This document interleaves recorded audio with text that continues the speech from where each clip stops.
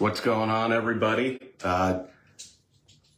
Definitely one of these shows that you're, a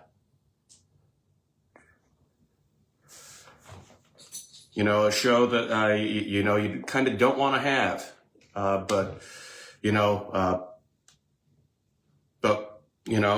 Unfortunately, we had the passing of two WWE, one former performer and one current person. And me and the Brainless one are going to get into this. And it's just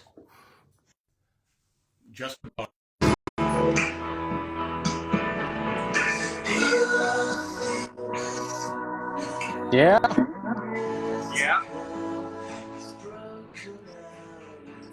I mean,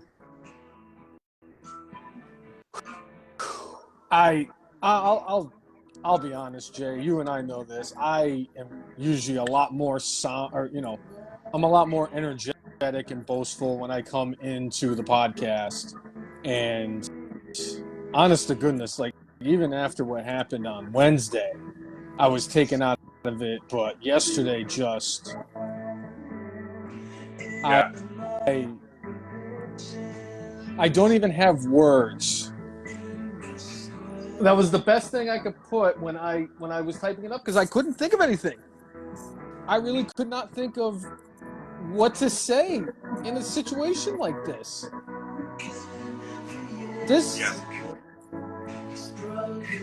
I don't I don't.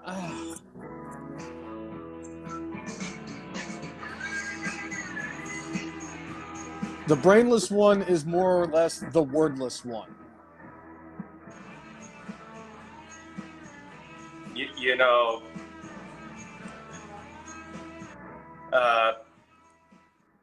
When the stuff went down, when the news got out about Bray yesterday, it's like, my phone was lighting up and I'm just like completely in shock, completely like, we had heard the things about long COVID. We had heard that he, was battling to get back into the ring and getting ready to come back at some point.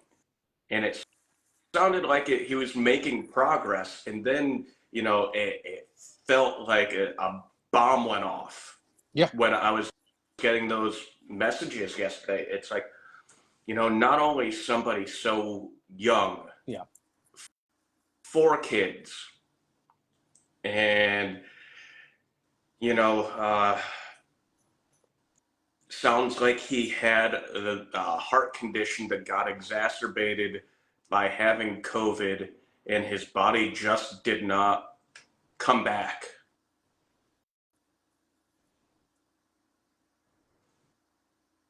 I was just like shocked to the core, like, oh, what? Yeah.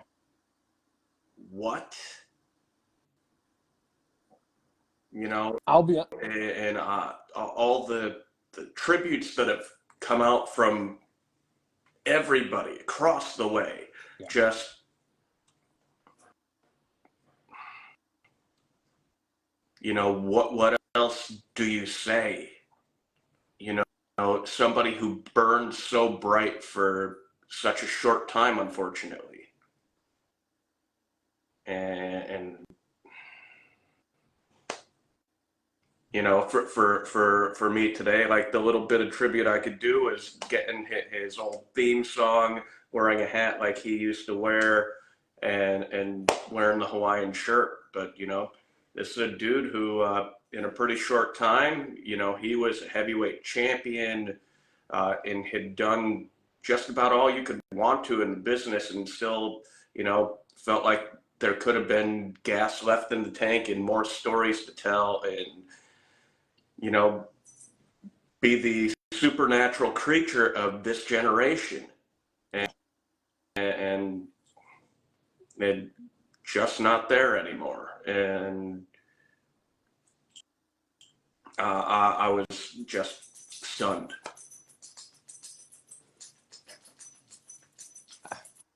I wanted it to be fake in the worst possible way. I wanted it to be it's just I did not want to believe it when I saw it.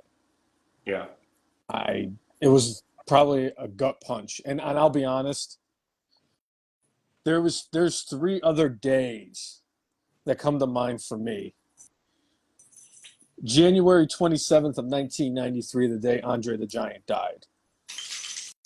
May 23rd, 1999, the day Owen Hart died. I found out the next day. The thing with Andre, I found out the Saturday after it happened when they showed it on WWE.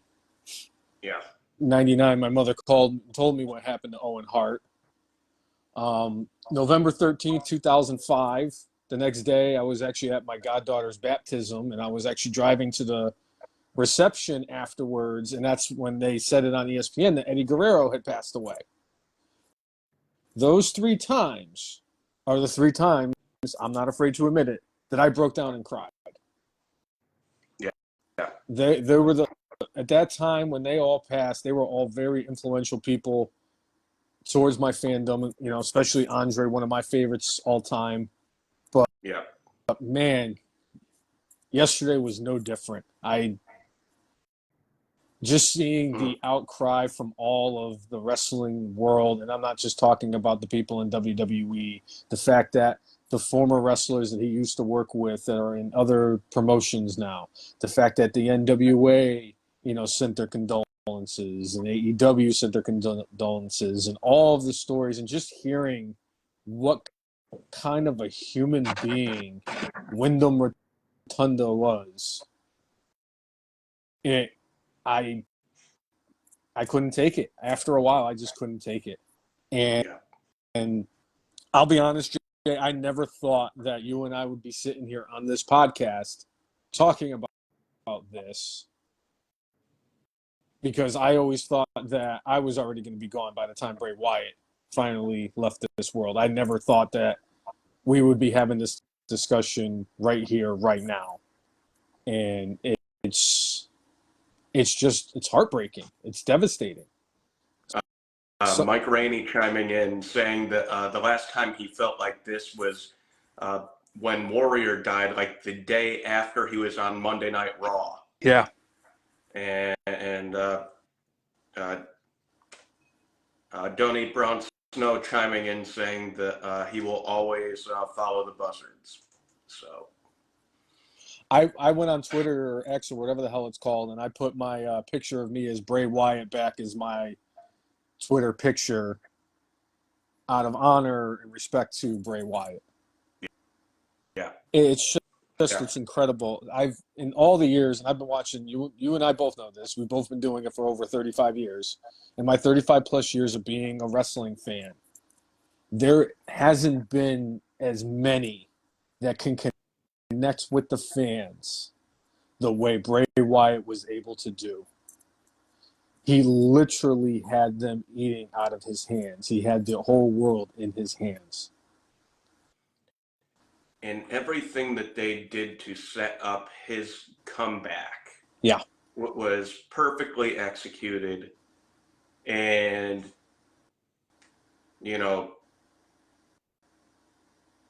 I was super psyched. And me too. It sucks that we got one TV match. There was the pitch black match at the Royal Rumble. LA Knight, Let Me Talk to You, yeah. Had the last match with Bray Wyatt. And part of me has been thinking, was the match as short as it was because his heart condition was what it was? Was this why they had such a limited schedule for him? Did they know about this? Did that play into this? Or did they book it so they wanted to make Bray look strong? Right now, my belief is that that had a part to play in it. Ring rust, having him look strong. He could have had COVID at that point, and he was still affected by it. So his stamina was probably not good. I mean, it's all speculation. It wouldn't surprise me if that was the case, though. Because they're saying that, he had a heart situation. And I'm wondering if he already had the heart situation. It was just COVID was the thing that like caused it to really strain. But yeah, man, I'm at such a loss for words. I like, you know, half the Wyatt family is gone. Yeah.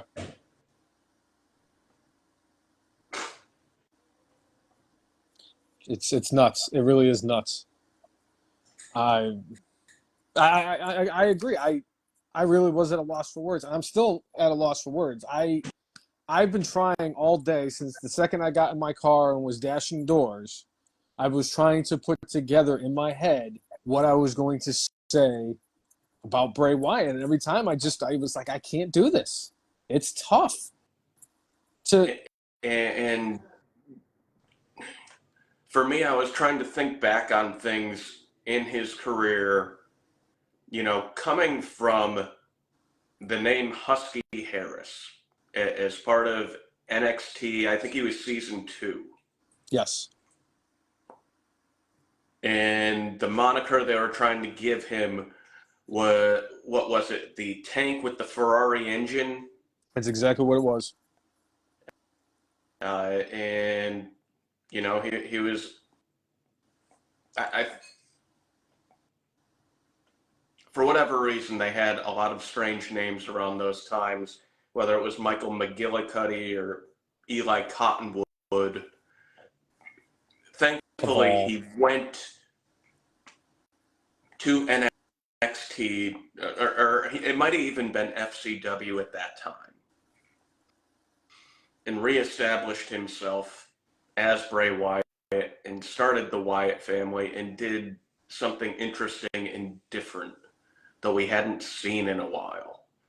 That transformation was like, you know, he grew the beard out. He got the hat like this. He put on the Hawaiian shirt, and you know, it was like he was like a redneck from the Everglades, and had a cult following, quite literally. And you know, he and Harper and Rowan made their way up to the main roster and established themselves as something unique and as a force. And I always come back to the Royal Rumble when the Shield went against the Wyatt family, and quite literally, like, they said this was awesome before they even touched. Before they even touched. That's how much, like, those teams and those people had ingratiated themselves on the audience, right, connected with the audience, where they didn't even have to do a damn thing, and the crowd was going to eat it up. Quite literally, the Eater of Worlds had the people eating out of the palm of his hands. Yep. And, you know, went from that to creating the Fiend character. And again, that was something just way different. You know, they made some, in my view, poor booking decisions with the Fiend character after the initial, like, push. And, you know, he became heavyweight champion. I remember that house show we went to, and it was a thing that they were messing with. And, you know, JoJo, who was the ring announcer at that house show, who, you know, she and Bray ended up having 2 kids together. They were engaged to be married. And every time Bray did everything, clearly this was a thing they were trying out on the road to see if maybe it could work and maybe they could do it. Every time he did everything, ladies and gentlemen, WWE Heavyweight Champion, Bray Wyatt. But yeah, it just... Chris Brown saying he's numb from all this. Yeah, definitely. Well, speculation tonight, we get an Uncle Howdy reveal. That's what Mike Rainey's saying. Nicole had mentioned that too. Chris Brown, how you doing, man? What's up, Chris Brown? And I'm glad that you mentioned that, Jay, because there is one thing I was able to do out of respect for Bray Wyatt, one of my personal favorites, and somebody I'm really sad to see has passed at such a young age, considering how talented he was. I did dedicate my top 10 list to my top 10 favorite Bray Wyatt moments. Number 10, when he was Husky Harris on NXT Season 2. I didn't like the moniker of the tank with the Ferrari engine, but man, for a guy his size, because he was pretty much built like a linebacker, and he can move and he can hit people, and I was always excited to see where he was going to end up. I said, if this kid gets a good gimmick, look out. Number 9, The Fiend. I remember how stupid I thought it was when he came out as, Mr. Rogers Bray Wyatt and then introduced The Fiend, and I enjoyed that. Number 8, his match with The Undertaker at WrestleMania 31. Just to see, like, all these years later, what The Undertaker felt about Bray Wyatt, and the fact that it was one of the Undertaker's better matches of that period when he was still quasi-running every year for WrestleMania, especially after he looked like shit against Brock. Right. Number 7, when the Wyatt family debuted on the main roster. I remember the vignettes that they used to do. I've seen the videos of him down in FCW and NXT when it first came a thing, and bringing him up there. I was excited. Thought it was a lot of fun. Number 6, when Bray Wyatt and Matt Hardy won the tag team titles. In fact, if I'm not mistaken, Jay, the last house show that you and I went to, Matt and Bray were the Raw Tag Team Champions. Yeah. Yeah, that was that the Hampton show? That was the Hampton show. And Roman versus Braun was the main event. Yes, I think a last man standing or hard no holds barred or something like that. Number 5, Bray's return at Extreme Rules last year. Number 4, Bray Wyatt's performance at the house show in Norfolk. Because I remember like what you said with JoJo doing the thing where, ladies and gentlemen, WWE World Heavyweight Champion Bray Wyatt, and he got to fight Harper Brody. Yeah. And then the crowd was incensed every time she said it, and got more incensed every time she said it. I was wondering why they didn't do that gimmick on TV. I don't know if it was because they were just planning to take the title off him, not long after that. But yeah.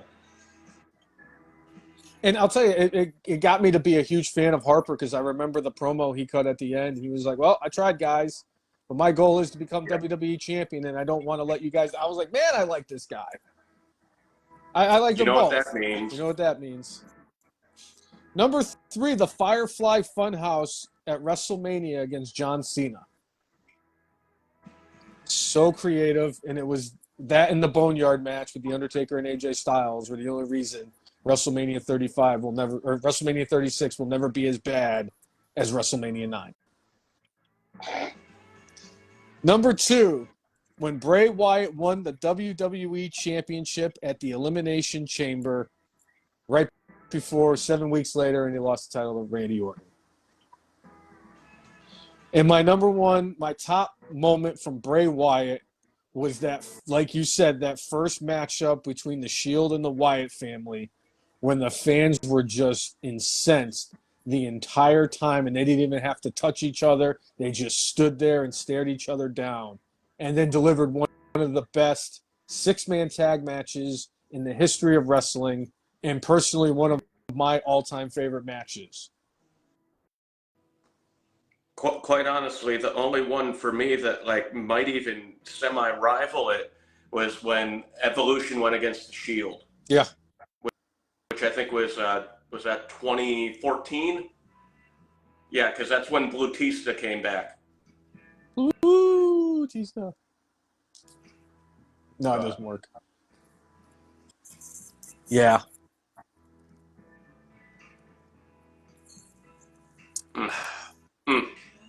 Such a shame. one of the most talented individuals in the 35 plus years that I've been watching professional wrestling. He had a knack for getting a reaction from the crowd. He had a knack for telling stories. He was one of the best storytellers I've ever heard. And I grew up with Roddy Piper and Hulk Hogan. It's just as much as I'd love to go down that rabbit hole, talking about storytellers and Hulk Hogan, maybe later. Yes. But rest in peace, Bray Wyatt. You've touched a lot of wrestling fans' lives over the years, and you will be one of the more missed wrestlers from this generation. So, got a couple of things in chat. It's been said that Braun and Bo Dallas are going to be on SmackDown tonight. And then we got a comment about, one of their favorite moments was when Undertaker whispered in Bray's ear, when they were both in the ring with LA Knight, let me talk to you, yeah. Yeah. I wouldn't be surprised if The Undertaker shows up tonight. I really, in my heart of hearts, I would not be surprised if The Undertaker shows up tonight. And apparently, what Nicole was telling me before the podcast is that it either happened before the show or it's going to happen during the show, that Roman Reigns is going to hand the Blue Universal Championship to the Rotunda family, and they're going to officially retire the Universal Championship with Bray Wyatt. So,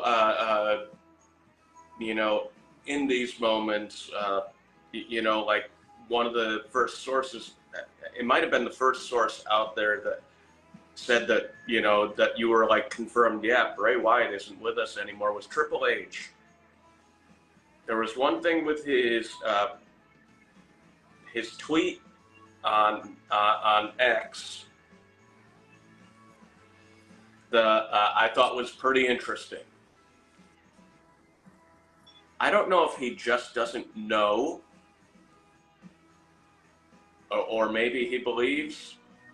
He referred to Mike Rotunda as WWE Hall of Famer. Does he not realize that IRS is not in the Hall of Fame yet? Or is he talking about foreshadowing? He's been one of the names that we have brought up a lot about how isn't this dude in the Hall of Fame? Multiple time tag team champion. He was, if I'm remembering right, a television champion. Excuse me, when he was in NWA. Should have been in the Hall of Fame a long time ago, way above the Coco Beware line. Clearly Triple H believes so and believes he's already in. I didn't even pick up on that. I didn't even like I didn't even think of it. And that probably could have just been one of those things. It's like you just found out that one of your employees has passed away, so it's very possible that you overlooked something like that. And I don't fault him for posting something like that. I really don't. Because I don't know. It's hard.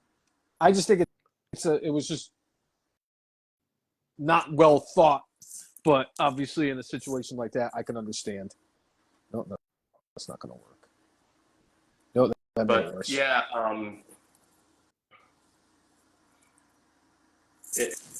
as much as it may have been an, oversight on Triple H's part, it's like going, clearly he knows he should be in the Hall of Fame. Yes. Everybody knows, except for one person. Vince McMahon? Yeah. The dastardly Vince McMahon? We're not going to go down that rabbit hole too far there, because it's like, but I just found it interesting. Triple H said, I just heard from WWE Hall of Famer Mike Rotunda that Wyndham Rotunda has unfortunately passed away. But it's like 36 years old, heart attack. Like, 4 kids that are not that old. And, you know, the 2 kids he has with JoJo, they're not going to remember their dad at all. No. They're too young. And that's just a bummer. Yeah. Just a bummer. I don't know. You got anything else to speak on with Bray? I think we've touched everything we could on Bray. It's not that I don't want to, I can't, it's not like I don't want to spend the entire podcast talking about Bray, but I think we've touched all the bases. I think we've covered a lot on Bray Wyatt and how impactful he was to the wrestling world and to the fans out there, and how many lives he's touched just from the fans and all the wrestlers in the industry, and it's just a shame. Yeah. Chris Brown chiming in saying he's a little ticked off that we have not heard one word from Vince McMahon. You know, I know Vince went through a very serious surgery, but I'm sure he has people around him that could put out a statement. And I don't know if he figures like, oh, well, Triple H said something for the company, so I'm good. I don't need to say anything. It's like, come on, dude. The dastardly Vince McMahon. That's another rabbit hole we could definitely go down. Just like the many people who should be in the Hall of Fame that are not, and other things. But so apparently, I mean, now we get to switch from really bad news to really bad news. This one is actually a WWE Hall of Famer. Yeah. And you're talking about a dude who had an active in-ring career for 50 years. 50. Like, there aren't too many people that can say that. Like Ric Flair was pretty close, I guess, kind of, sort of, even though he took a decade off. I mean, Terry Funk was taking bookings up until, I want to say, like 2016, 2017. His last match, I actually saw it right before the podcast. It was him and Tommy Dreamer versus, I believe, Lance Storm and X-Pac, and it was in 2017. Terry Funk's first match was in, I think it was 1965. A young whippersnapper at 21 years old, won the NWA Championship 10 years later for the first time, won tag team titles all over the place, won various titles all over the place. If you want to talk about a generational talent, like, his career lasted multiple generations. You're talking about the dude who kind of sort of was the father of hardcore wrestling. He's the king of the death match. From Truth and Consequences, New Mexico. Truth and Consequences, New Mexico is Cactus Jack. Oh, he was from. He was the Double Cross Ranch. That's it. He was. I always get those two mixed up. I'm sorry. I apologize. This isn't as egregious as the fact that I didn't see what the Shockmaster was until about 2016. But, you know, the Funker, I mean, 79 years old, had been dealing with health issues the last several years. Had been in a home of sorts for dementia. And you know, I'm sure the way he wrestled didn't help as far as all that goes. But the dude pretty much had his faculties until he was in his mid-70s. He lived a good life, and you're talking about a guy who, you know, when I first started watching wrestling, I didn't think of him as too big of a deal, because when he was in WWF in the mid-'80s, like, he wasn't high up on the card. They always talked about how tough he was, but I always saw him losing. So I was like, oh, yeah, who's this jabron, right? And then I remembered seeing him in the movie Over the Top with Sylvester Stallone, and he had been away from wrestling for a little bit, to do that movie and do some other things. And then he went back to NWA, and I think at that time they were I think they might have maybe technically been world class or world championship wrestling, but he came back and had a feud with Ric Flair. Now, 1989 for Ric Flair, like, you want to talk about all the, like, matches and top level performing. Ric Flair had his classic, 3 battles against Ricky Steamboat that year. And I think all of them were 5-star matches. He also, not as much talked about, had a couple of crazy battles with Terry Funk. They had an I Quit match at the Great American Bash. And in my view, it was kind of the first of what I would consider like a hardcore-esque match. And they built that up of like, hey, neither of these guys are going to quit, and they're going to do whatever it takes to get the job done. But that match, like, go ahead and check it out. It was freaking awesome. Terry Funk, like, I was like going, oh, okay, this guy, he is something. He's not that jabron I saw in WWF. This guy is a tough dude. I remember Funk pile driving Ric Flair out on the concrete. Jim Ross is sitting there on commentary, losing his mind, talking about the broken back, and like, Ric Flair should quit this match. He's gonna not be able, more or less like he's not ever gonna be able to walk again by the end of this thing. Right. But they had a couple of barn burner matches, which led to one of the matches I talk about the Thunderdome match that they had at Halloween Havoc, which, again, in my view, the way that structure looked is a precursor to the Hell in a Cell that we saw in 1997 that WWE did. WCW was 8 years ahead of the curve there. But you had a match with Great Muta and Terry Funk going against Sting and Ric Flair in the Thunderdome. Again, like that was like one of those, they referred to J.J. Dillon and Gary Hart as Terminators, and it wasn't until one of them threw like the flag into the ring that the match would be over. And again, I always come back to the most memorable moment was when they electrified the Thunderdome and it caught on fire, and Great Muta had to use the mist to put out the fire. But Terry Funk and Ric Flair's feud was the fuse that started a lot of these things, and that was the first Halloween Havoc, and was one of the things that I think got my first real big buy-in to WCW. And Terry Funk was part of that. And then, you fast forward a few years, he won the ECW championship originally in 1993.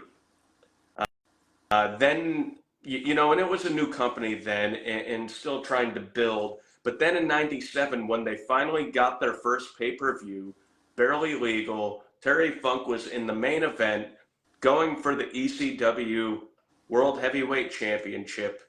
And at the ripe old age of 53, went over and won the ECW title. And because of the longevity of his career, because of the credibility he had, he literally boosted everybody within the company and boosted the company. There are guys that still wrestle today off the fact that they were in ECW, whether it's Tommy Dreamer or whether it's RVD. And, Taz, even though he's not wrestling, he's still living off ECW, and they owe an awful lot to Terry Funk. And, many of those folks have come out and just sang the praises of Terry Funk. Mick Foley, it was his idol, his mentor, his friend, his colleague. They rode the roads together. Terry Funk had a good long life, 79 years, and but it's a bummer when the people you grew up watching aren't here anymore. Yeah. My first experience of Terry Funk was in the 1997 Royal Rumble, which was always one of my top 3 Royal Rumbles of all time, because I'm convinced that was the launching point that led. I know that the Austin 316 promo that he cut at the King of the Ring was the birth of 316, but the 97 Royal Rumble and Austin having that performance really catapulted him into stardom as a top face for WWE. And there was always the one thing I remember the most was because it was Terry Funk as Terry Funk, and Mick Foley was in the ring as Mankind. And Jerry Lawler, this was after he had already been into the Royal Rumble and eliminated immediately by Bret the Hitman Hart. He's sitting at commentary, and he said, and because Funk and Foley were beating the snot out of each other the entire time in the Rumble, and Lawler had mentioned, he goes, could you imagine if Funk and Foley had just joined forces, they could eliminate everybody in the match. And then foreshadowing, we get Chainsaw Charlie. Mm. And the other thing I will always remember Terry Funk for was for ECW One Night Stand in 2006 at the tender age of I think it was 61 or 62 at the time. And I was 99.999% sure that I was going to be the last time I ever saw Terry Funk. And they did the One Night Stand in 2005. Yep. And Jeremy Borash put together a ECW documentary, one separate completely from WWE.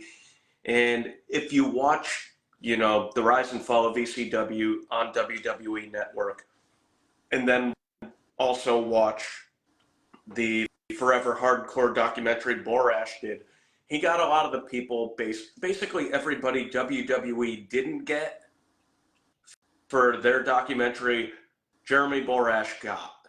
Yeah.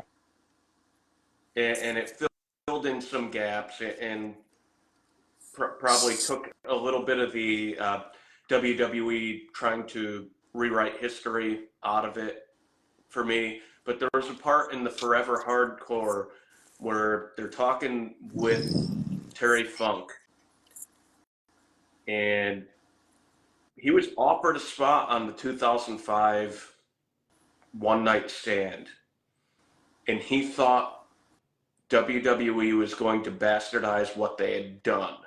And on principle, he refused to sign the contract, and he's like, you know what, it would have paid my family, and I would have been able to provide, and been set if I just signed the deal, but I couldn't do it. I mean, he came for 2006, and I'm wondering if just he saw hey, they showed respect to us in 2005. Okay, I could sign on for this in 2006. Another thing about that crazy old bastard was he, in his ECW run in the late 90s, said, hey, what's the new move out there? Oh, the moonsault? Okay. I'm going to do it. In his 50s, learning a move like the moonsault. His moonsault wasn't very good, but he did it. He didn't need to do that. He just wanted to constantly change and evolve and be relevant. And he was relevant just by being a tough son of a gun. Question. Was his moonsault just as good as Creed Bratton's cartwheel in The Office? Yes. Okay. That's all I needed to know. That explains everything. And I the one thing I do appreciate about Terry Funk is all the wrestlers that he has influenced over the years. The Eddie Kingstons, the John Moxleys, the Mick Foleys. I mean, you see it with all of them and how they wrestle and everything and how much they mention them. Even the CM Punk. It's crazy, but the only wrestler that has lasted longer in the industry than Terry Funk is Bobby Fish. Yes. Because Bobby Fish has been wrestling for well over 7,000 years. Yeah. I think he trained Funk. No, he definitely trained Funk. It was not his father, Dory Funk Sr. It was actually Bobby Fish. Bobby Fish trained Dory Funk Sr. as well. And Aristotle. Yes. Uh, I actually heard before the first Olympics, he trained Atlas. That doesn't surprise me either. Yeah. Yeah. But yeah, it's just it's back to back. And it's unfortunate. And rest in peace to Terry Funk. You know, the word legend gets thrown out a lot in the wrestling industry. That man is the living legend. And he is, he's one of the greatest to ever do it. And he's going to be greatly missed in the industry as well. Yeah. Just a sad week in wrestling. Yeah. And I wonder if I know Bray didn't have a long career. I'm like, in my view, way over the Coco Beware line. Do they put him in this year? Do they put him in, at some point, when it's not so fresh? I don't know. I think he deserves it. They put Eddie in the WrestleMania after he passed, and Eddie passed in November. Yeah. I really do think, because he is, like you said, he's well over the Coco Beware line, just like his father is over the Coco Beware line. Just like King Kong Bundy and Rick Martel, but we're not going to go that route. Right. My question to you is this. Should we put Bray Wyatt in ours?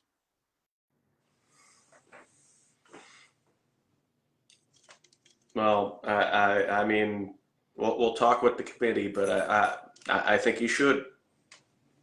Yeah, we should talk to the committee, but I think that Bray Wyatt is somebody I would like to put in our Hall of Fame. I know that Muda has already been grandfathered in because he's supposed to be in last year, and we're putting him in this year. Yeah. But Bray Wyatt's getting some consideration. Effin Marks, Hall of Famer, gags the clown saying, you know what, these things happen in threes. I know. I hope you're not right. That's all I'll say. Well, I know a wrestler from Australia who was like 97 passed away, I think the same day as Terry Funk, so maybe that's our third. Not that I'm trying to discount that poor guy, but... Yeah. So we got a little bit of time before we need to get into the all-in predictions. Is there anything else you would like to discuss? One of the things I've been trying to do lately is on Wednesday, I've been trying to do like a short, like 10 to 15 minute thing on our YouTube page, a live stream, and talk about a couple of things. And one of the things I talked about specifically this week was the Edge contract situation. In the middle of the week, I still think that there's a lot of murkiness going on with all this. It felt very rushed and very like, oh, wait, this is Edge's last contracted match. Oh, I guess we better talk about it. And, we got a really good match out of Sheamus and Edge last week in front of Toronto, Edge's hometown. And there were stories out there specifically saying that Edge asked for certain things to be able to return, and continue wrestling for the company.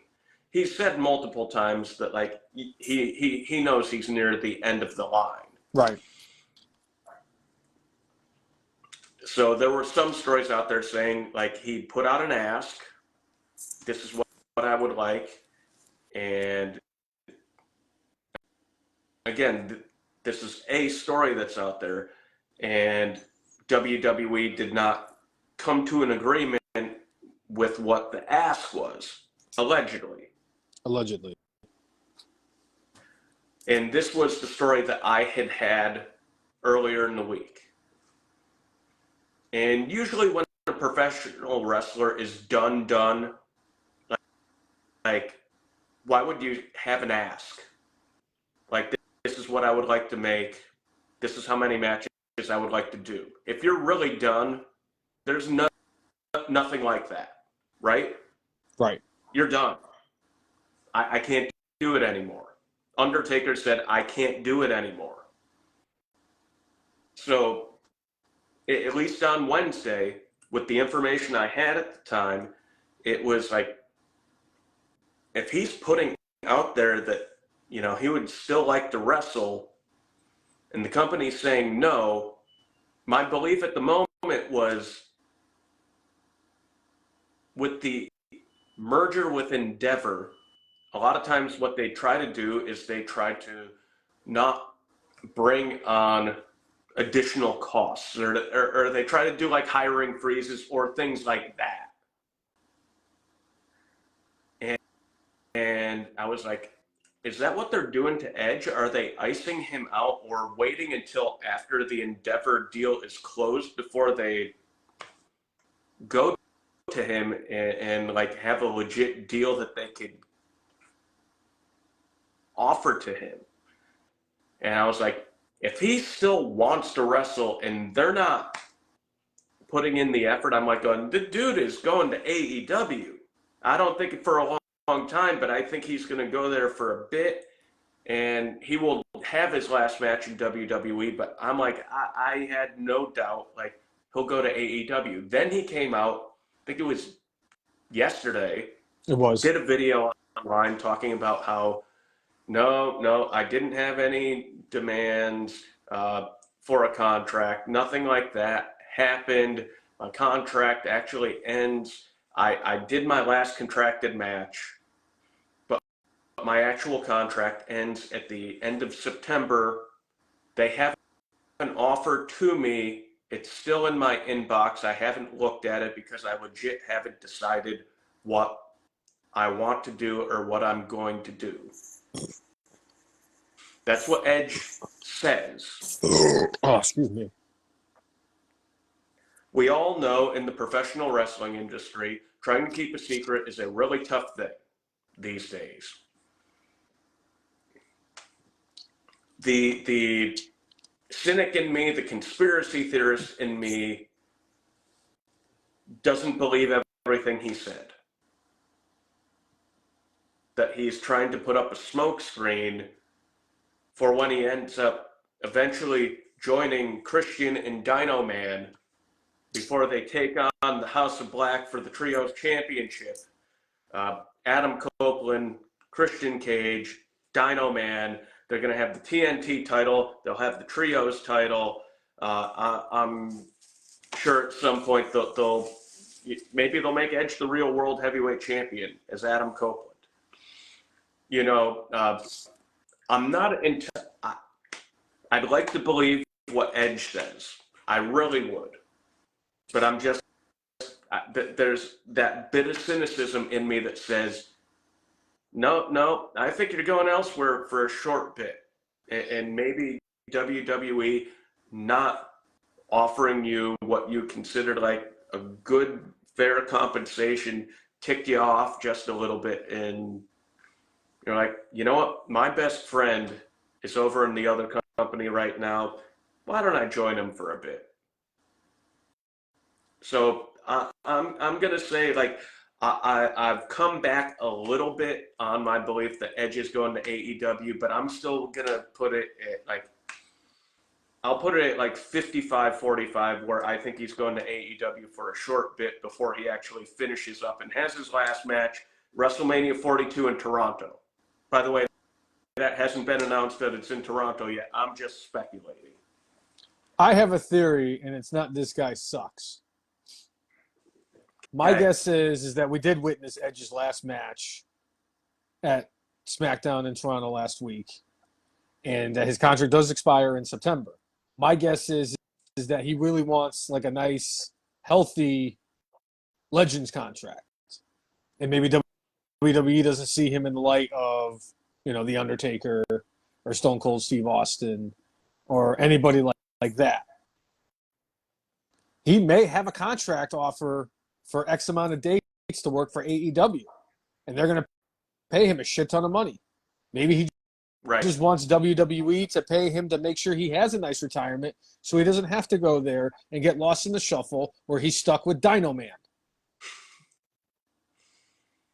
You can't go from a blood-drinking vampire to a dinosaur. Why not? Why not? Because it doesn't work. Just because Christian and Dinosaur Man are not. I mean, Dino Man can't even wrestle. He sucks, but he gets utilized because he's former WWE, technically speaking. And the fact is that Christian did the stop, spin, recycle, or whatever the hell it is. Stop, wash, recycle. Because he threw the Nick Wayne that your father is dead again. Yeah. So, honestly, I would say I'm going to tend to believe that that's what it is that Edge really wants a nice, cushy Legends contract where he's going to get paid a shit ton of money and get, X amount from merchandise. Or he's going to go to Merchandising. Or he's going to end up in AEW. All the clowns that thought that he was going to be in All In on Sunday are just, come on. I was one of them until I heard his contract's up at the end of September, because I was like, hey, as much as AEW has been trying to tout that this is the largest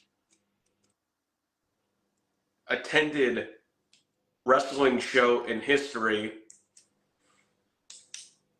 no matter what they say, it will be the second largest show attended in wrestling history. They're not counting the, what was it called? The Clash in Korea? Yes. 300,000 people there. And then every performer that was on that show, kissed the ground that they walked on when they got into South Korea. Ric Flair was definitely one of them. Yeah. But don't worry, the Snowman and Twinkle Toes and the Hardley Boys, if they find out about that, oh yeah, we could do 500,000 in North Korea. Go ahead, Tony Khan. You go take Twinkle Toes and the Hardley Boys to North Korea and let me know how it goes. I'd like to see Kenny Omega. You do that. Dennis Rodman is next to a god in that country. If they put Dennis Rodman on that show, you might get 500,000. Kim Jong-un is going to see Kenny Omega and he's going to be hung. Please. That guy isn't real. All that being said, another thing I did talk about during the 15-minute live stream is just the general health of professional wrestling. WrestleMania 40, I know a lot of these tickets are probably sold to third-party retailers, but they sold 90,000 tickets. There's nothing even close to being announced as a match for that. 90,000 tickets for 2 days, already gone. Just off the brand alone. AEW All In has sold last I saw, and these numbers were as of August 19th, I'm guessing it's over 81,000 at this point, but it was high 80,000s, which finally passed out the ticket amount for SummerSlam 92. The official sold tickets for WrestleMania 32 and is past all the official sold amounts for WrestleMania, including WrestleMania 3, where they said they had 93,000. So I know it's in the UK and it's not in the United States. I don't think AEW could do a stadium show in the United States at this point, but the fact that they sold that many tickets just tells you, like, they sold most of those tickets before their match was even announced. That tells you the brand, at least in England, is like extremely well liked and healthy. So good on Tony Khan and all the coke he snorts to be able to, book 5 different shows, own a football team, own another American football team, own Daly's Place. Like, good on you, Tony Khan. You've done it. I'm using that. That is my new favorite thing. Cokie snorts. That's gold, Cousin Jay. That is gold. But yeah, good on Tony Khan and AEW. I could sit here and talk about how the product was as bad as it was. And I'll tell you right now, if we had done a podcast last week, I will safely tell you that Texas deathmatch bullshit that they did last Wednesday was going to be my brainless. And if it wasn't for the fact that there was a bunch of brainless dumb fucks that are on the internet, it was actually going to carry over and just retroactively get my brainless for this week because it was that bad last week. And we also have a multiple-time WWE Hall of Famer who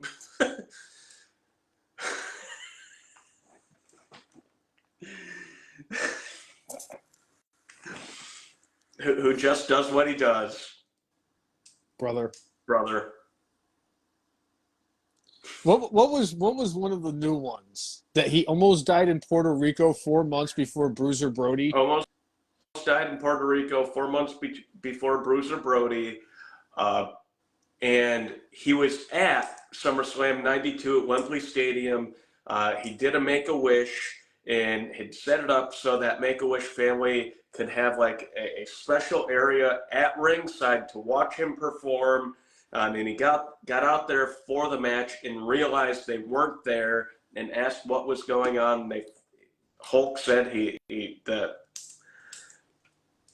found out that the little boy that he did the Make-A-Wish for had passed away and ended up setting up something with Simon Cowell where him and Jimmy Hart recorded a bunch of songs for them, and that he was the one that kind of helped kickstart the stuff with Simon Cowell and WWE. And, oh, by the way, Hogan was not at SummerSlam 92 in any way, shape, or form. He wasn't even in England. In any way, shape, or form. The first album Simon Cowell did with WWE was 1993, and Hulk Hogan was nowhere to be found at that point. Yes, I should know because I was at WrestleMania not too long after it, and Hulk Hogan wasn't there at that either. So Thunder in Paradise. Also, he wasn't in Puerto Rico 4 months before Bruiser Brody died.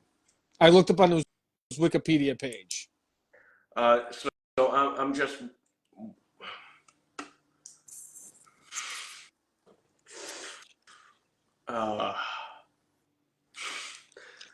Elvis was a fan of his.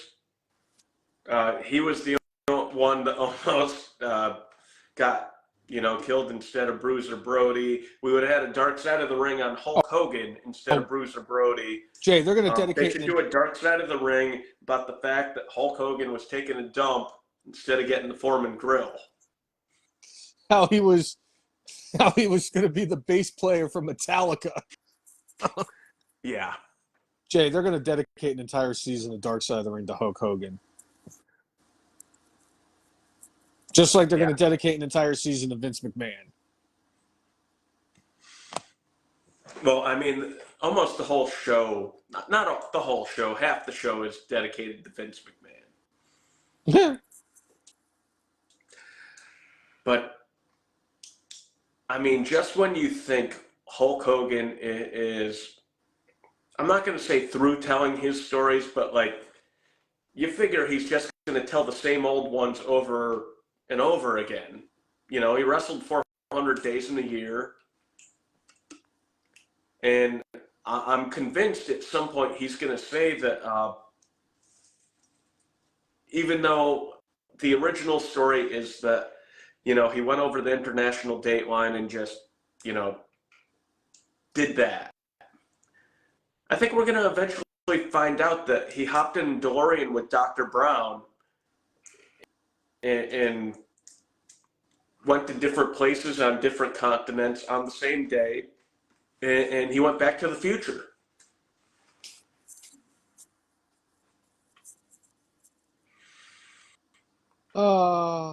Hulkster, dude. You don't need to make up new stories. I mean, these ones are better and worse than the Metallica story. Better and worse than Andre the Giant dying 3 days later and you tearing all the tendons and muscles in your back when he was 700 pounds. I mean, I hope Jim Cornette responds to this in the most Jim Cornette way possible. I want to see it. I want to hear it. Him and Brian Last. Next week's episode for the top 10, I will do top 10 predictions of what the new lies Hulk Hogan will tell going forward. Yes. Done. Gonna put that. Top 10. 10. Top 10 lies, new lies for Hulk Hogan. For that could really make for a lot of fun. future. Done. Got it.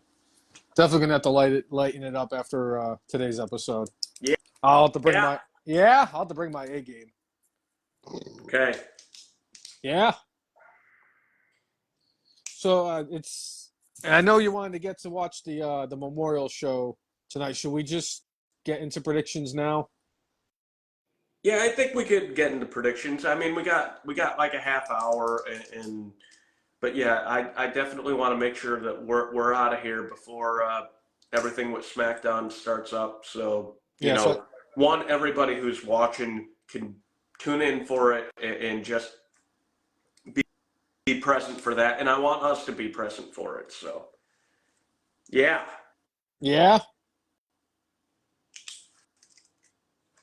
And I heard that they're going to be, it's going to be not just for Bray Wyatt. They're actually going to have, it's going to be for Terry Funk too. Yep. So a lot of the promos and a lot of the matches are going to have a lot of Terry Funk and Bray Wyatt feel to them. And why not? I've already cried enough yesterday. Why not cry again tonight? So. Well, and you know, we talked about this man earlier, but one such person who actually has a close tie to both of them is Mick Foley. Yeah. I know we're going to see something from Foley at some point. You know, he had that close relationship with Funk for many years. He wrestled as a tag team with him. He had the death matches with him, all sorts of stuff. And then there was that time all those years ago where Bray was gifted the mandible claw from Mick, and he put the mandible claw on Mick. I want to say he was the Fiend at that point. But, you know, I think we're going to see stuff from Mick, and I don't know how the heck that dude's going to be holding it together with the, you know, just the history he has with both of them. Yeah, I agree. All right, let's get into some AEW All-In predictions, especially because next week's going to be fun when we get to break down the results from it, and then we get to do predictions for another pay-per-view for AEW. And again, tell me how AEW is not like WWE. This is a normal. Well, just remember, what was it, like 6 years ago when we were doing the podcast? We had a prediction show every other week. It was, what did they have because of the brand split? Like 18. 17. It was 17 pay-per-views. Just absolutely insane. I don't know how the hell we survived that long going through all those predictions and results shows in a row and still kept the podcast without going crazy. Yeah. Yeah. All right. All right. So let's start with All In, Sub-Zero, Zero Dark 30, 0 Pumpkin Eater, whatever the hell it is. There's now officially 2 matches for that. You know, this has been a shifting card, too. There were a lot of changes even recently, like in the last day or two. Yeah.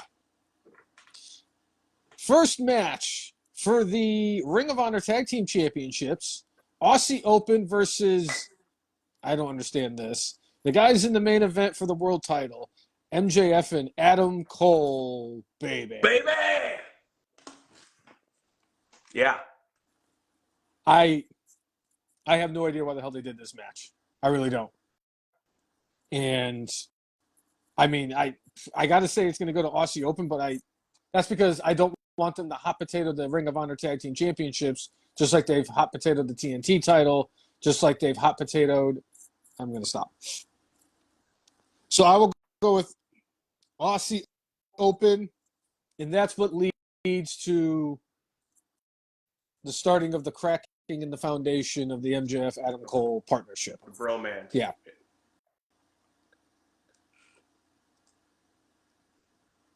With the way they did the segment I think it was a little over a week ago with MJF and Adam Cole, baby, where they cut the promos on one another, but they also talked about beating Aussie Open.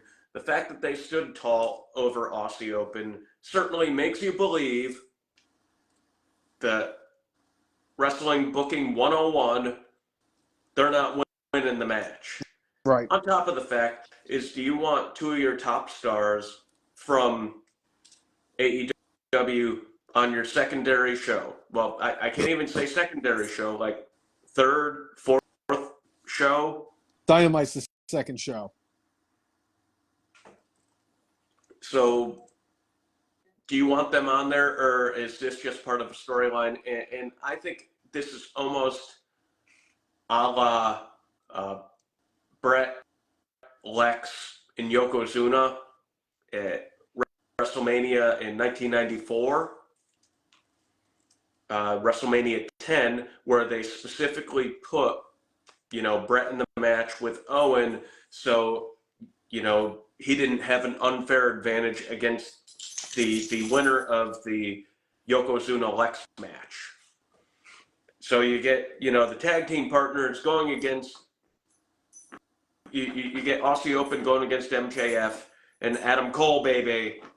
So both of them are in a match, so that later on in the night, when they have their own match against each other,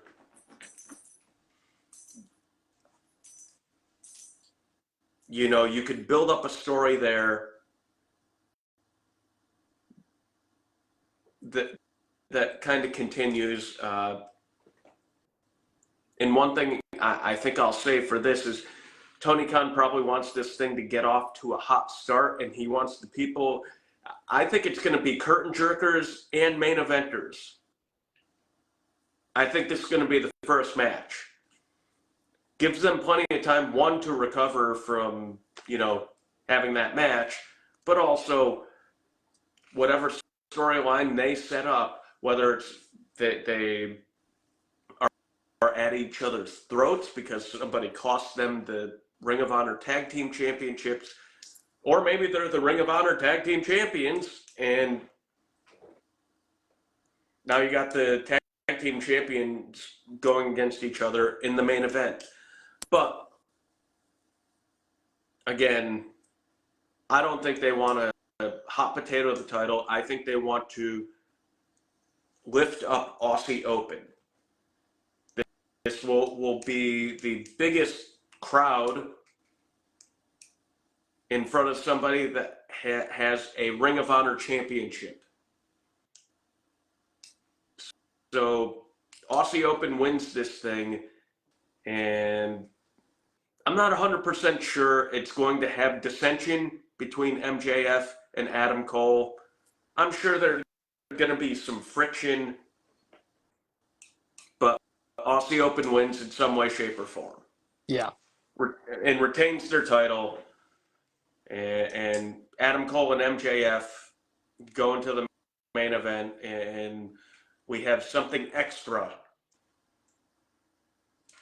that's added into that. Okay.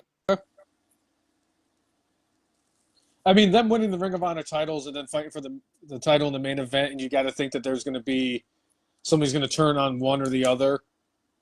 Them winning the tag team titles and then whatever happens in the main event could definitely kind of feel more like a swerve into the tag team champions, but I just don't see them dropping the titles after they just won them recently. Right. Speaking of titles, Hook versus Jungle Jerk Off for the FTW Championship. Also on the pre-show. I'm going with Hook. I don't care about Jungle Jack. I'm going with Hook.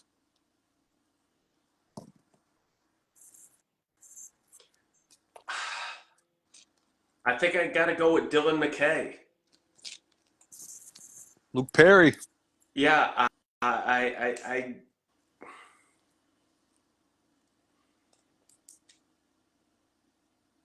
I think for whatever reason they're gonna go with him, even though at the moment like he's still a terrible promo and like he still doesn't do anything for me that really connects with the audience. He could do the moves and he's skilled in the ring. He did one of the worst jobs ever of trying to promote this event that they're trying to sell in Wembley and was a dick to all the press. He shouldn't win, but Tony Khan, I'm going to guess, snorting copious amounts of coke,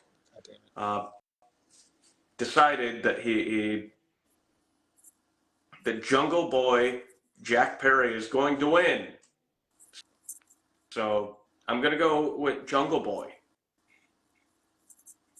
Is that your Firefly lantern next to the... It is. It was the whole... I was going to try to do that. I mean, it's partially because my light bulb blew 3 seconds before the show started, and I didn't have a chance to go swap it out or even see if I have light bulbs. Said. Right. So I improvised, and I said, I can get the whole Bray Wyatt feel to it. So I have my Bray Wyatt. I've got the pitch black match feel going. So I was Let me talk to you, yeah? Yeah. All right. FTR versus the Young Bucks for the tag team titles. Thanks, Cash Wheeler. Does FTR have a shot at keeping these titles? No. Or is their reign going to go up in a blaze of glory?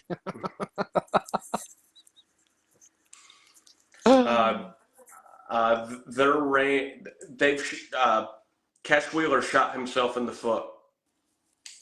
Or if he was Plaxico Burress, shot himself in the leg. I think FTR was going to win this match. They're not going to win this match anymore. And we're going to have to deal with the Buckaroos as champions, unfortunately. I have 2 locks for this pay-per-view, and the Yuckaroos winning is one of those 2 locks. Sad. Sting and Darby Allin going up against the new team of Swerve Strickland and Christian Cage in a coffin match.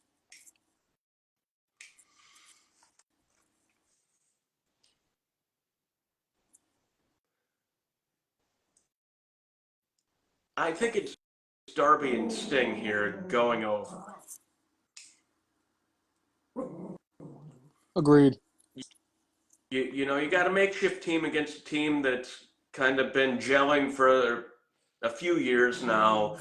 As much much as I have an extreme dislike for CM Punk, I do happen to agree with what he said.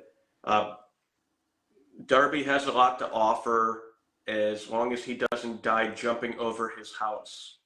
Yes. And I think Tony Khan knows enough to see that and knows the crowd, one, is going to love, "This is Sting!" Yeah, there's no way in hell Sting's losing, but it's not my lock. Yeah. All right. So we got AR Fox rejoins the embassy and Swerve's team wins. That's what we got. I think that's Chris Brown. Well, unfortunately, AR Fox. No, Mike Rainey. Mike Rainey said that. Unfortunately, AR Fox has heat on him because he came to Tony Khan right before the show and said to him that he wasn't going to be able to travel to England, which is why he was not only removed from the match, but he was also booted from the Mogul Embassy because Swerve needs 47 different fucking factions. Even though it was like, I'm the biggest mistake WWE ever made. Really? You're a talented guy, but you've been in more factions than the Big Show has turned face. Right. I won't say heel Been too. more factions than QT Marshall. Oh, there you go. It's close. Who's the champion now? God. He's defending the title tonight or tomorrow during Collision. I don't even fucking know. Chris Jericho versus whatever. Y2J Chris Jericho versus Will Ospreay. I enjoyed the promos that they had against each other. Don Callis saying, yep, I threw, 30 plus years of friendship down the tube because, you know what? I saved your life, Chris, or I saved your career, now I'm going to end your career. And that's why I hired Will Ospreay. Ospreay, like, hey, I'm coming home and I need to make a big payday so I could earn my way for my family. My wife and my 4-year-old stepson. Ospreay bringing up, pulling an MJF and saying, well, my contract with New Japan Pro Wrestling is up in 6 months. And if I win against Chris Jericho in Wembley Stadium in what they call the biggest wrestling show of all the times, I will make millions of dollars when my contract's up. All that being said, I think Jericho and him playing himself to the ring with Judas in his band, I'm going to go with Jericho. Agreed. Probably not popular opinion, but I'm going with Jericho in this match. He's done the favor a lot fairly recently, and I think it's about time he gets a win. It might be an unpopular decision. My English was correct. It might be an unpopular decision, but it's a clean sweep on the podcast. Chris Jericho. Women's title, Fatal 4-Way, Hikaru Shida, Britt Baker, DMD, Toni Storm, and Saraya. Tony Khan is not Vince McMahon. I think he snorts coke possibly at the level of Vince McMahon in the 80s. Maybe. One thing about Tony Khan is he loves getting that super pop by being in front of the hometown people. Or in this case, the home country people. I think Saraya wins this. And she is given the hero's pop. It's my second lock of the night. Saraya wins.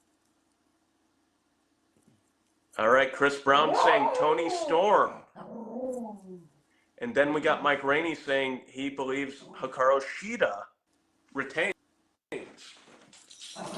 All right, the next match, the Gold Elite, which is Kenny Twinkletoes, Kota Ibushi, and Hangman Adam Page versus the Bullet Club Gold, which is Juice Robinson and Jay oh my God, White Jay and White take and Shita. and Taka take a shit, Tanosuke take a shit. Yeah, Kenny's not losing. 100%. All right. I know it's not Tokyo Dome, but I have a feeling that this match is going to get 7 stars. Oh, absolutely. He's gonna look. It's gonna be yeah. Meltzer's gonna be a 7 out of 5 on the Gargano scale. On the Schneider scale. Schneider Gargano scale, yes. All right. This one's going to be a mouthful. That's what she said. Eddie Kingston, Orange Cassidy, the Best Friends, and Pentagon with no Ray Phoenix versus the Blackpool Combat Club, Moxley, Claudio, and Wheeler Useless. And just joining them, Santana and Ortiz. All this is really interesting just because behind the scenes it sounds like Pride and Powerful still aren't big fans of one another, but they got to do some business. I'm wondering if Tony Khan could convince some other people who don't like each other to do some business. Doubt it. All that being said,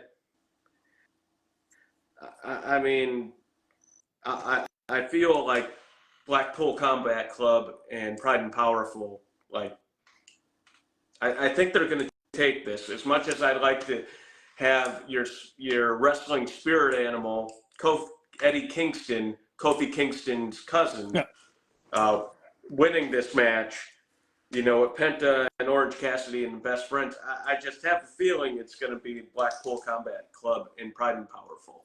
We're going with the heels here because we can't have the greatest champion in all of professional wrestling win. Makes sense. I agree. I think it's going to be the Blackpool Combat Club and Santana and Ortiz, and the swerve's going to be Eddie Kingston's going to help them win. Is he going to help Claudio? I got a problem with that dude. It's going to be a problem with him because his best friend's also on the other team too, and so are his other best friends, Pride and Powerful. I feels like it's going to happen. Yeah. CM Punk versus Samoa Joe for the real AEW women's shit world championship. I don't know if they're trying to catch lightning in the bottle, and they had the three matches in like the mid 2000s, and I don't know if they're trying to have like a 3-match thing here where, I hope they're not trying to do a cheap copy of what we just saw with Cody and Brock Lesnar, where Punk kind of gets a cheap win. Do we get the dominant win from Samoa Joe where he wins the real world championship? I'd like to say no. I'm not 100% sure, but you know what? I'm going to go with CM Punk winning this match. Same. And I'm probably like 60-40 with this. But, you're trying to build Collision around Punk and having a title on that show. Joe already has the Ring of Honor television championship. I just don't see it happening both ways. So I think Punk figures out a way to win this match, whether it's by hook or by crook. Probably by crook. Probably going to steal this one from Joe.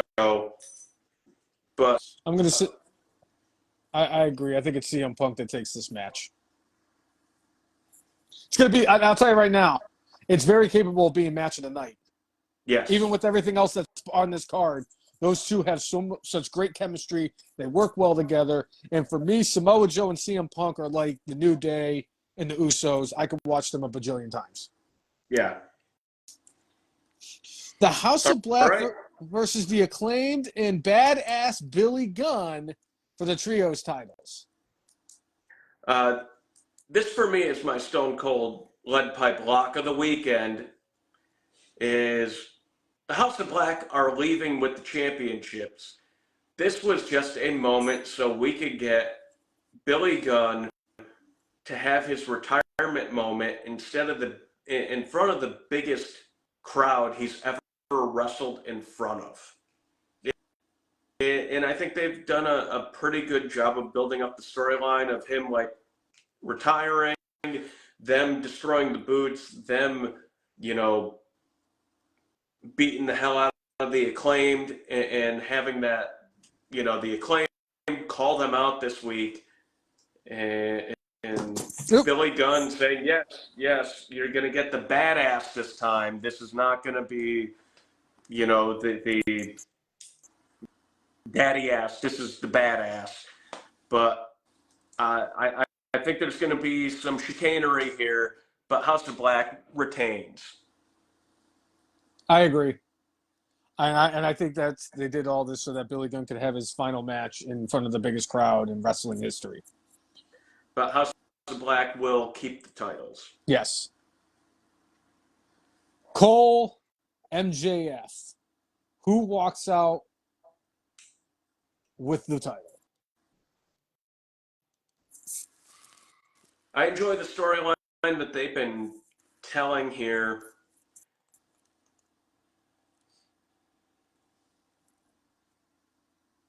After Adam Cole, who would be next in line to go against MJF?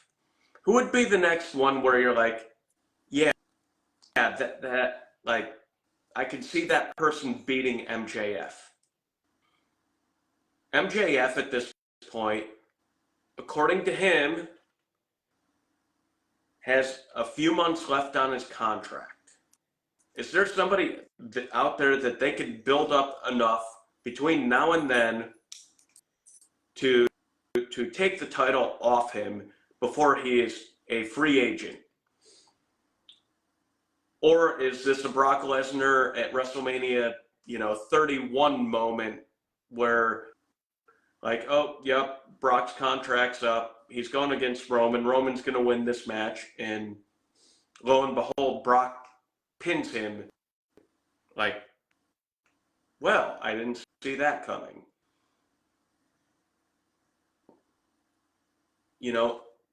Both of them made their case of why they're more motivated to win this title.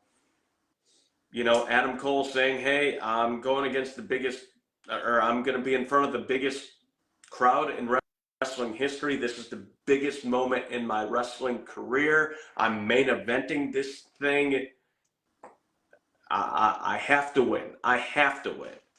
With all I've been through with the concussions 9 months ago, I had people telling me that I might not be able to wrestle ever again. I have to win. Then MJF telling his story of, all the miles, all the blood, sweat, and tears that he put into building his name, building this, that, and the other thing, and specifically name-dropping Cody Rhodes several times about, hey, I sent him a DM and, didn't hear back until just before All In, the original All In 2019. And that was the beginning of the climb. But MJF's story is, I have given up everything to get to this moment, and now I'm main eventing, and more or less you could take the world title. You'll have to take the world title from more or less, I got to be dead. I like how they built this up, and I think MJF retains. MJF retains. I agree. I think we're going to ultimately get the match where both MJF and CM Punk have the unification of the titles, which he is the person that they could build up, because it's the story that they need to finish in AEW just like WWE has a whole bunch of stories they need to finish up. All right, Mike Rainey saying he believes Cole wins the title and joins up with Roderick Strong. And then we've got only way MJF retains is if he's staying, and he plans on blowing smoke the next 4 months up the fans' butts. They got one more pay-per-view they're going to have. I mean, obviously they have All Out the following week, but they're going to have at least one more pay-per-view before the end of this year if they really want to drop the title off of MJF. Right. I know we took a little longer. We could skip Good, Bad, and Brainless this week. It's not a big deal because I really want. I'll give you my Brainless. Hulk Hogan. I'm giving it to the internet. All these people who are posting all these negative things. The person that was questioning where your sources were, Triple H, for when he was announcing what happened to Bray Wyatt. Just the way that some of these people. Somebody went after Chavo Guerrero after he posted something about Bray Wyatt. Grow the fuck up. Yeah. There's a time and a place for it, and it's not today or yesterday. Yeah. So if you like what you've seen, whether you are a first-time follower or a continuous fan, make sure you like us on Facebook, follow us on Twitter X, follow us on Instagram, and subscribe to us on YouTube at the letter T, the letter H, the letter E, letter F, the letter N, MARKS, F, and Marks. If you like and subscribe to us, we will do the same back. That has always been our mantra, and make sure you set up notifications so that when we go live, you will be notified that we are live, so you could join in the conversation and talk about our favorite sport that we all love to hate. And make sure you subscribe to us on Spotify so you can take us on the road with you wherever you may be. Yeah? Yeah, I think that is about it. That is about everything. Nothing left to talk about. Hold up. I know it's been a pretty rough week in wrestling this week, but I just want you guys to know that at the end of the day, the only thing that matters, Cousin Jay, is that today, August 25th of 2023, at an incredible 3,134 days, I, FM Marks Hall of Famer and fellow member of NXT Season 2 with Bray Wyatt, Curtis Axel, am still alive in the 2015 Royal Rumble.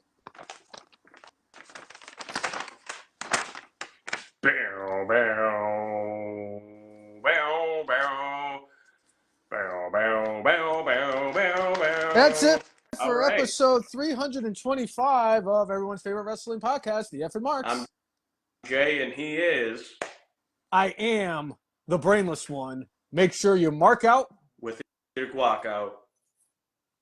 See everyone. Enjoy SmackDown as much as you can, and we'll talk to you next week. Yeah. See you, brainless one. Later, Cousin Jay. Yeah.